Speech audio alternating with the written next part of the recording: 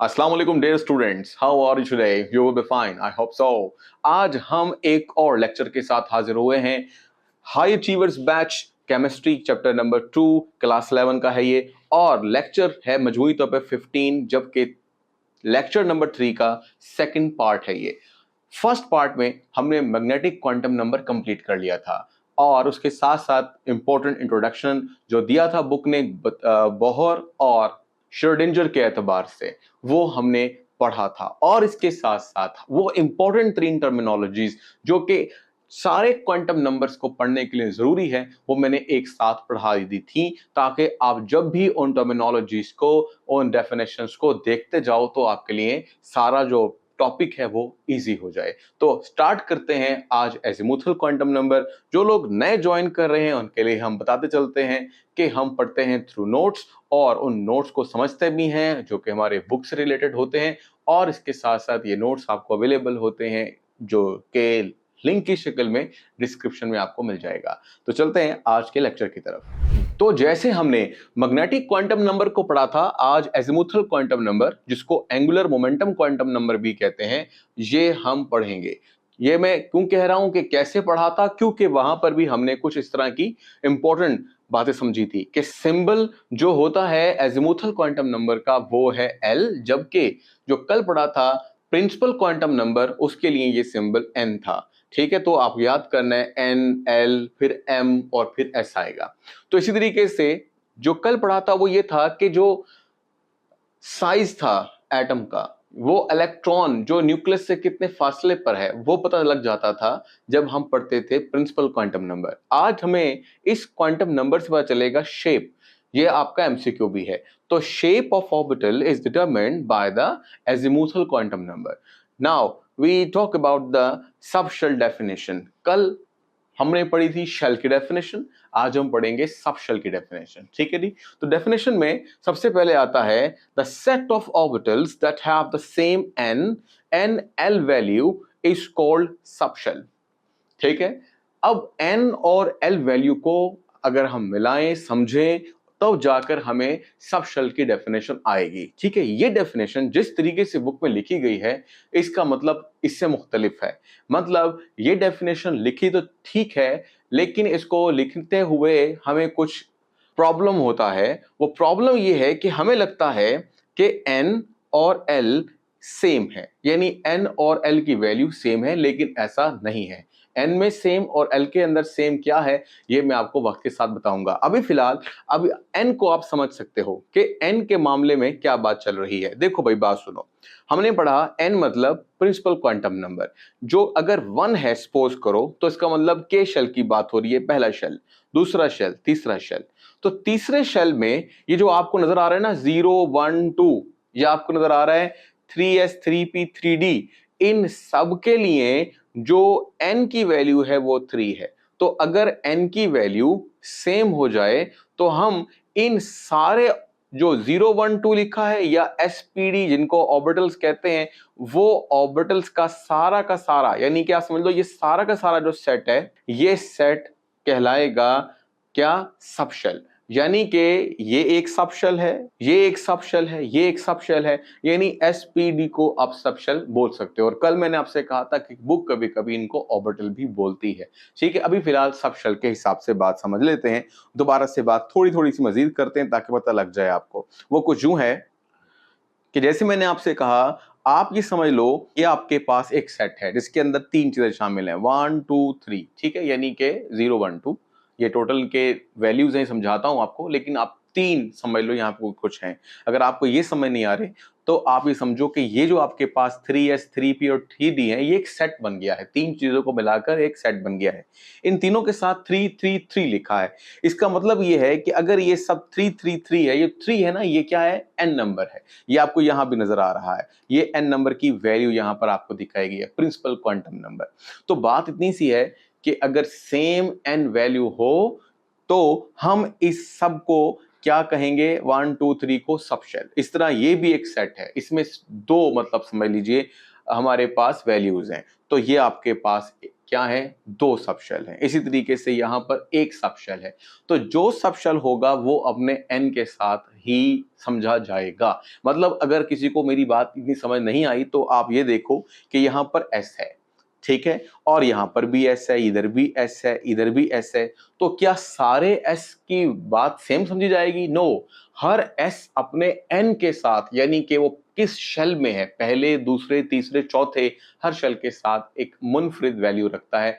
इसलिए हम उसको s को सिर्फ s ना कहें, अगर हम उसको 1s कहें तो ये ज्यादा बेटर है, क्योंकि इसके साथ n की वैल्यू आई है। और इन सबको 3s, 3p और 3d बोलें, क्योंकि ये भी n के साथ ही समझे जा सकते हैं। तो सेम n वैल्यू अगर होगी तो ऐसे सेट को हम बोलेंगे सब शेल, ठीक है जी।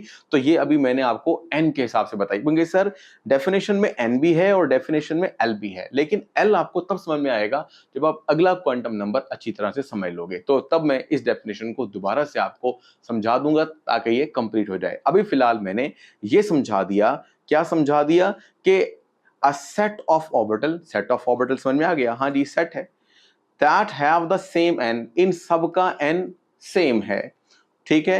तो is called, तो ये जो कहलाया, क्या कहलाया, ये सब शेल कहलाया, ठीक है जी। इसको इस यहां से समझ लो, ये नंबर है यानी वैल्यू की शक्ल में दिखाया गया है, और ये आपके पास वर्ड की शक्ल में दिखाया गया है, ठीक है जी। तो इस तरीके से आप चलो, अभी मैंने आपको हाफ डेफिनेशन बताई है, इतना भी काफी है। नेक्स्ट जो क्वांटम नंबर है उसके अंदर फिर ये मजीद हल हो जाएगी। अब चलते हैं आगे। अब बहुत आसान सा काम रह गया।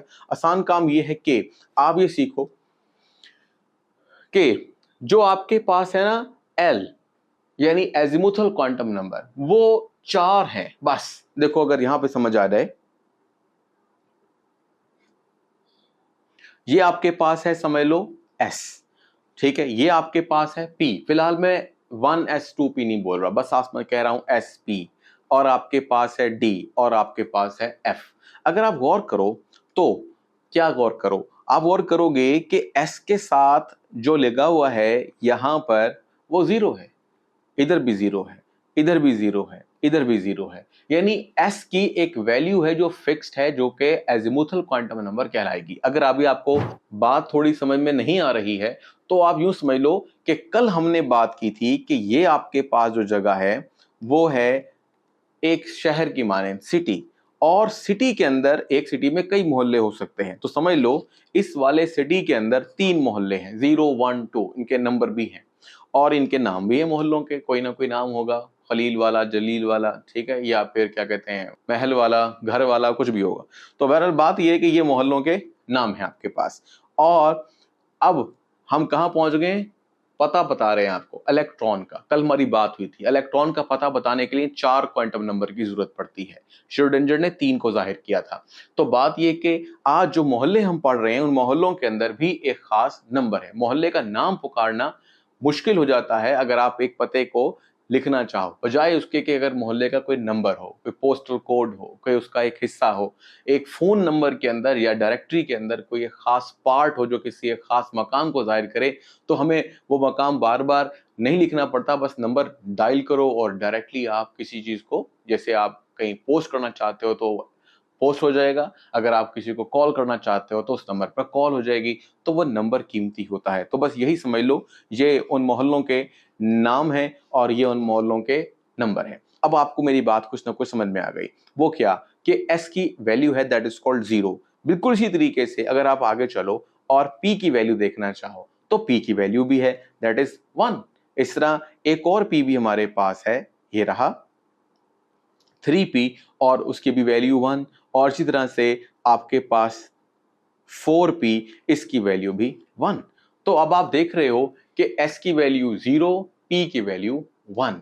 तो अब आप इस बात को समझ जाओगे जो नीचे लिखा हुआ है, यानी l की वैल्यू हमेशा s होगी, इसको एक्सेप्शनल भी बोलते हैं। इस तरह l की वैल्यू क्या होगी, 1 होगी, यानी जब p के बारे में बात हो रही होगी, और l की वैल्यू 2 होगी जब d के बारे में बात होगी, और इस f की value, l value azimuthal quantum number 3 होगा। ठीक है। अब कहोगे सर SPDF क्या है? SPDF को कल बताया था, आज फिर बताता हूं, ये ऑर्बिटल्स हैं, और ऑर्बिटल्स वो जगह होती है जहां पर इलेक्ट्रॉन के पाए जाने का इम्कान बहुत ज्यादा होता है, ठीक है। और आज जो हम पढ़ रहे हैं ये वो हिस्से हैं, ये वो ऑर्बिटल है, यानी ये वो क्वांटम नंबर है जो ऑर्बिटल्स की शेप भी बताएगा।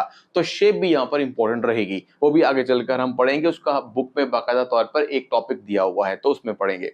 बहरहाल अभी आप ये याद कर लो कि S for sharp, P for principal, D for diffused और F फॉर फंडामेंटल। ये कहाँ से वर्ड्स आ रहे हैं? जब हम किसी एटम का स्पेक्ट्रम हासिल करते हैं तो जो स्पेक्ट्रम हमें दिखता है या कह लो शेप हमें दिखती है, तो उस शेप के एतबार से हमने ये कुछ जो है इस्तिलाहात या कह लें टर्मिनोलॉजीज बनाई हैं। तो शार्प, प्रिंसिपल, डिफ्यूज, फंडामेंटल आपके एमसीक्यूज का कोई पार्ट बन सकता है, इसको भी आप इसी तरह से देख लोगे। तो यहां पर मैंने आपको सारा बता दिया। एसपीडीएफ एक, इन ये कहां से आए हैं? S stands for, P stands for, और ये बताया कि इन सब की एल वैल्यू बिल तरतीब 0, 1, 2, 3 है। तो कल हमने पढ़ा था के एल एम एन के लिए 1, 2, 3, 4 था।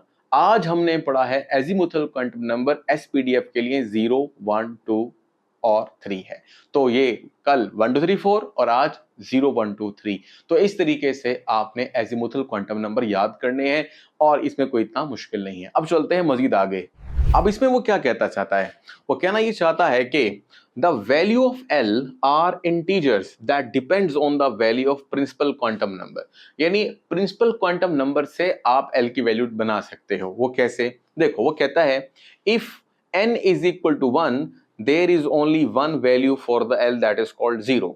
मतलब आप ये समझो कि अगर आपके पास K शेल है तो K शेल के अंदर जो क्या होगा, शेल के अंदर सब शेल होगा, वो एक होगा। अगर थोड़ा सा जरा इसको एक दफा फिर देखो, जो आपको अभी टेबल में देखा है, इस टेबल को ही याद करते रहोगे, इसमें सारा कॉन्सेप्ट आ जाएगा। देखो आपको क्या बताने की कोशिश की जाएगी, यही आपने लिखना भी है। अल्फाजों में लिख दोगे तो वो आपका एक तरह का क्वेश्चन बनता चला जाएगा। टेबल बनाओगे तो और भी अच्छी बात है, साथ साथ बनाना चाहिए एग्जाम में भी, अगर वक्त हो तो आपके पास या आपकी स्पीड तेज हो। तो देखो भाई, के यानी पहला शेल, उसकी एन वैल्यू 1।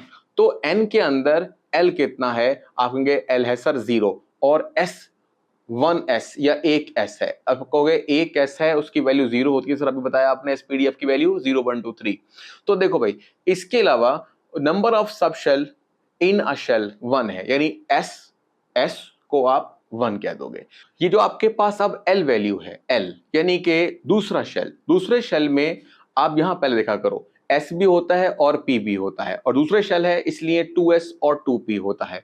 और इसके अलावा S की वैल्यू 0 और P की वैल्यू 1 होती है। इस तरीके से आप 0 और 1, यानी कि अगर क्या होंगे, सेकंड शेल होगा, N की वैल्यू 2 होगी, तो फिर total number of sub shell भी कितने होंगे? 2 होंगे। और इसको आप यूं भी निकाल सकते हो n-1, क्योंकि सर n-1 बुक में लिखा है। इसका क्या मतलब है? देखो मैं समझा देता हूं। आप यूं सोचो कि आपके पास है n-1। अब n क्या है? n तो है वही प्रिंसिपल क्वांटम नंबर। तो अगर मैं आपसे कहूं कि 3 यहां लगाओ और -1 करो, तो क्या आंसर आने लगेगा? 2। इससे मुराद आप ये लो कि जो इसके अंदर वैल्यूज होंगी ना L की, वो 2 तक होंगी, 0 से लेकर कहां तक? 2 से। ये 0 बुक लिखती है 0 to n-1। तो ये समझा रहा हूं।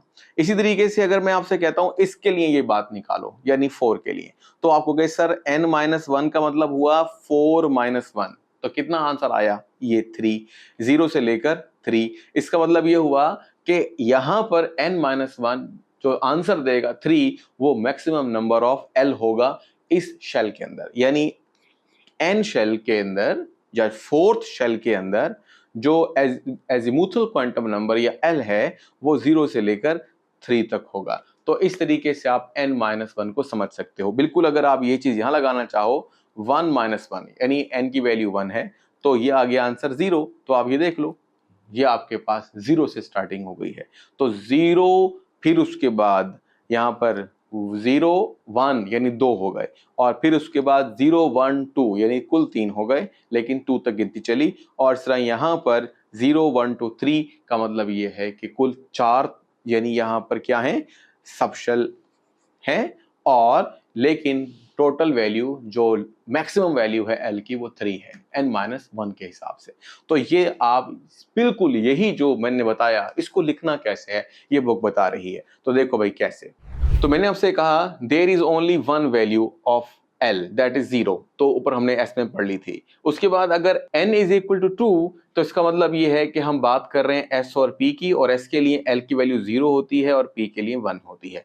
और अगर हम बात करें N इज इक्वल टू 3, जैसे कि हमने ऊपर बात की N इज इक्वल टू 3, तो यहाँ पर क्या आ रहा है 0 1 2, तो यही वो कह रहा है कि आपने 0 1 2 की बात करनी है, और SPDF का मतलब यहाँ पर ये भी है। मतलब अगर आप सबशेल का नाम लोगे तो SPD हो जाएगा, और उसकी अगर वैल्यू लोगे L वैल्यू तो वो 0 1 2 हो जाएगी। और लास्ट में बिल्कुल इसी तरह से if N is equal to 4 तो N इज इक्वल टू 4, तो फिर हमारे पास 0 1 2 3, यहाँ पे 0 1 2 3 लिखा हुआ है, यानी इसमें S भी है, इसमें P भी है, इसमें D भी है और इसके अंदर F भी है। तो ये थे जी वो आपके पास चंद एक अहम बातें कि आप चाहो तो इसको इसी तरह जैसे नोट्स में लिखे ऐसे लिखते जाओ, या अगर आप एक जैसे बुक में लिखा एक पैराग्राफ की शक्ल लिखना चाहते हो, आपको समझ आ गई है, तो आप पैराग्राफ बनाकर भी लिख सकते हो। चलते हैं नेक्स्ट इंफॉर्मेशन की तरफ। अब नेक्स्ट इंफॉर्मेशन ये आती है कि the number of subshell in a shell is equal to its shell number.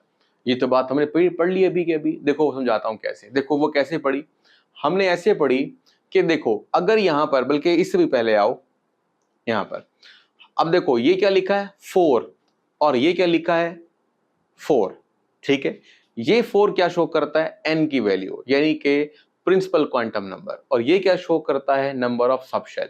तो जो n की वैल्यू होगी वही एक्चुअली L की वैल्यू होगी। किस एतबार से, समझ लो 0 को समझो ये पहला ऑर्बिटल है, फिर दूसरा, फिर तीसरा और फिर चौथा, तो 4 आपके पास ऑर्बिटल या सबशेल ये मौजूद हैं। तो यही लाइन उसने कही कि जो n की वैल्यू होगी वही L की तादाद होगी, ये कहना बेहतर है। तो यहां पर भी यही वाली बात की गई है कि the number of subshell in a shell is equal to the shell number, यानी नंबर ऑफ सबशेल, सबशेल उतने ही होंगे, ऑर्बिटल उतने ही होंगे जितने के शेल के इक्वल, यानी शेल की तादाद के इक्वल। यही असल में मसला है बुक में थोड़ा सा, कि बुक जो लिख रही है वो बाजुकात अल्फाजों में परेशान करती है, यानी उसको मजीद अच्छा लिखा जा सकता था, शायद वो बेहतर हो जाए वक्त के साथ साथ, लेकिन समझ आनी चाहिए आपको कि क्या मतलब है इसका। आगे लिखता है for example first second and third shall have. अब बताओ, अभी पढ़कर आए हैं टेबल में 1 2 3 4 लिखा था लास्ट वाले कॉलम में, तो फोर्थ शेल हैज 1 2 3 एंड 4 सब शेल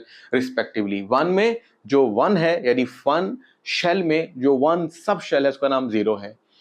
2 सब शेल यानी 2 शेल में जो सब शेल है वो 0 1 यानी 2 ही है, और तीसरे शेल में जो सब शेल है वो 0 1 2 यानी 3 ही है, और इस तरह चौथे में 4 यानी 0 1 2 3 4 ही सब शेल है। तो ये जी आपके पास सिंपल सी बात खत्म हो गई।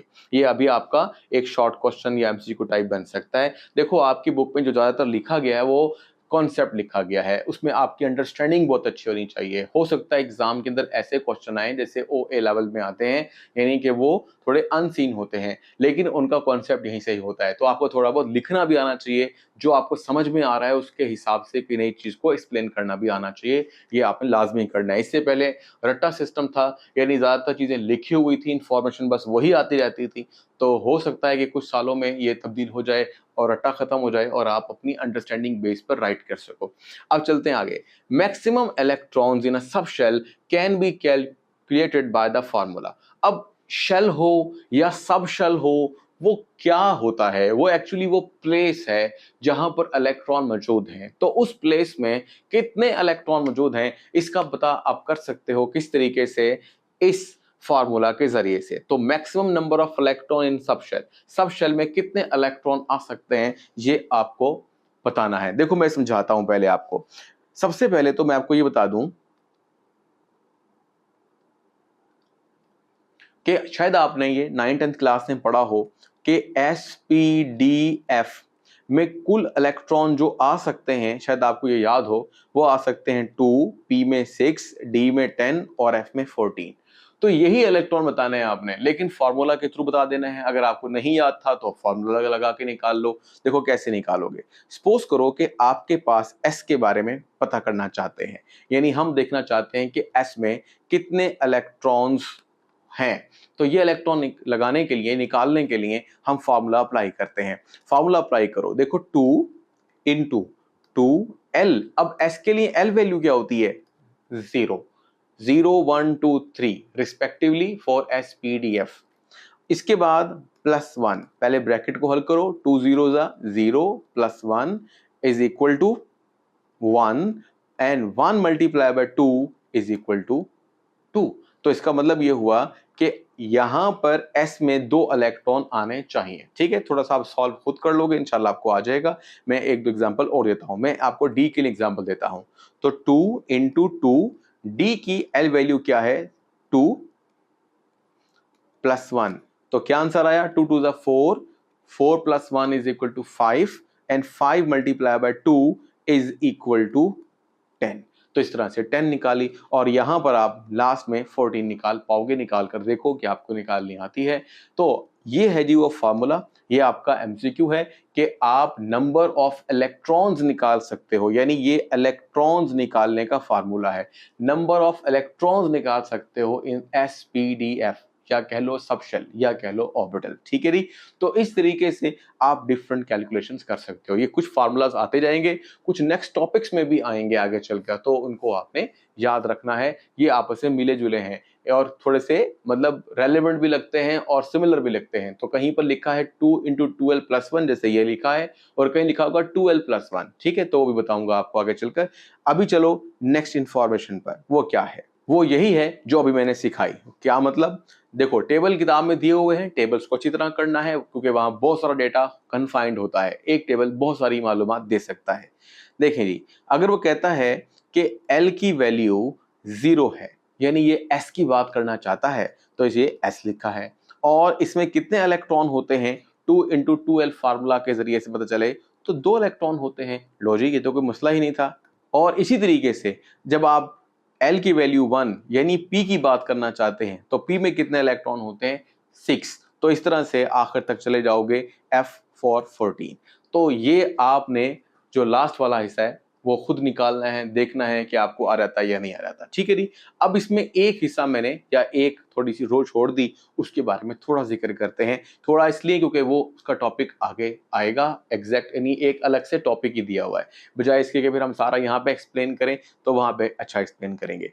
तो देखो, एस फॉर स्फेरिकल, स्फेरिकल आमतौर पर गोल को कहते हैं, जो x y and z axis में एक साथ फैला हुआ होता है, मतलब एक बॉल की तरह है। एक बॉल को अगर आप देखोगे तो वो, क्योंकि वो कोई लंबी चीज नहीं है, एक स्टिक की तरह, तो इसलिए क्या होता है? होता यह है कि आप समझो कि एक बॉल, जैसे कि अगर मैं आपसे कहूं कि ये मेरे पास एक एक्सिस है y, ये मेरे पास x एक्सिस है, और ये मेरे पास z एक्सिस है। अब मैं यहाँ पर एक बॉल रखूं दरमियान में, ठीक है, ये फिलहाल मैंने ऐसे बॉल रख दी है। अगर मैं आपसे कहूं कि ये जो मैंने बॉल रखी है, बताओ ये किस एक्सिस पर है, तो आप कहेंगे सर ये एक ही वक्त में x एक्सिस पर भी है, ये y एक्सिस पर भी है और z पर भी है। तो इस तरीके से स्फेरिकल का मतलब एक ही वक्त में तीनों एक्सिस को टच करने वाला। ये थोड़ा सा दिमाग में रख लो। तो ये नहीं भी आया तो बस एक लफ्ज हो गया, that is called spherical. S spherical shape का होता है। वो जो पहले बताया था ना शार्प, वो एक अलग चीज थी, वो उसकी स्पेक्ट्रल प्रॉपर्टी थी। ये उसकी दिखाई देने वाली शक्ल है, यानी एक बॉल की तरह। फिर इसी तरह से पी जो होता है वो डम्बल शेप का होता है। तो इसकी शक्ल आप देखो, इसकी शक्ल कुछ ऐसे है। ठीक है, आप कहेंगे सर ये तो एक डम्बल की शक्ल है। ठीक है, जो जो ऐसे डम्बल उठाते हैं, तो आप ऐसे याद कर लो ये किस एक्सिस में है, तो ये आपके पास एक्स एक्सिस के अंदर है। इस तरह अगर मैं बनाना चाहूं एक और, तो ये आपके पास एक और एक्सिस है, इसको आप कह लो कि ये आपके पास वाई एक्सिस है। ठीक है, तो इस तरह से एक्स एक्सिस, वाई एक्सिस और जी एक्सिस भी बनाया जा सकता है, पीछे और ये आगे। तो शक्लें आगे जाके आएंगी, लेकिन फिलहाल डम्बेल को समझाना मकसद था। फिर उसके बाद आता है D. D is a double dumbbell. ठीक है, एक और यहाँ लिखा हुआ है क्लोवर लीफ। क्लोवर लीफ अगर आप सर्च करेंगे तो जैसे आप बनाते हो ना, समझो कि ये इस तरह की पत्ती बनाते थे, 1 2 3 और ये 4 ऐसे बना लो, और साथ फिर यहाँ पे एक डंडी लगा देते हैं, ये आपके पास एक फूल सा बन गया। ये है क्लोवर लीफ। ठीक है जी। क्लोवर लीफ में थोड़ा सा हार्ड शेप भी होता है, अगर इस तरह से बनाना चाहो सर्च कर लेना। ये देखो इस तरह का ये फूल लगता है। तो क्लोवर लीफ अगर समझ में आ जाए तो ठीक, नहीं तो बस आप याद रख लो ये है जी डबल डम्बेल। ठीक है, डबल डम्बेल का मतलब यही होगा कि आपके पास एक डम्बेल अगर ऐसे है तो दूसरा डम्बेल ऐसे है। ये 2 डंबल्स को मिलाकर जो हमने बनाया, ये मैंने एक को थोड़ा सा ज़्यादा हैवी कर दिया है ताकि पता चले कि एक है और ये दूसरी तरफ का है। ठीक है, तो ये आपके पास जो शक्ल बनी है ये है डी शक्ल, या कह लो डी की शक्ल, या कह लो डी ऑर्बिटल की शक्ल। और आखिर में आता है एफ। जो एफ है आपके पास, ये जो एफ है इसको भी बनाया जा सकता है। मैं शक्ल आपको दिखा दूंगा सबकी, अगर ये पिक्चर आपको दिखा देंगे यहाँ पर, लेकिन हमारी बुक में इसकी एक्सप्लेनेशन नहीं है। इसे बस यही लिख देगा कि ये कॉम्प्लिकेटेड है, इसलिए शक्ल का नाम भी नहीं लिखा हुआ। लेकिन ये भी एक्चुअली डबल डंबल से थोड़ा ज़्यादा कॉम्प्लेक्स होता है, इसमें कुछ इजाफी क्या होते हैं, लूप्स होते हैं। तो बहरहाल ये एक कॉम्प्लेक्स शेप है, आपको भी टेंशन कोई नहीं है, आपको भी यही लिखना है कि F is of complex shape. बात हो गई खत्म। तो यहाँ पर हम एक छोटी सी ब्रेक लेते हैं, मतलब काफी बड़ा हो गया लेक्चर। यहाँ तक आपने करना है और याद करना है, समझना है, कोई मसला परेशानी हो तो पूछ लेना है। जो बकिया हिस्सा है वो इंशाल्लाह मैं आपको नेक्स्ट वीडियो में दूंगा। तो अब तक के लिए अल्लाह हाफिज। शेयर, लाइक एंड सब्सक्राइब जरूर कर दीजिएगा और अपना ख्याल रखिएगा।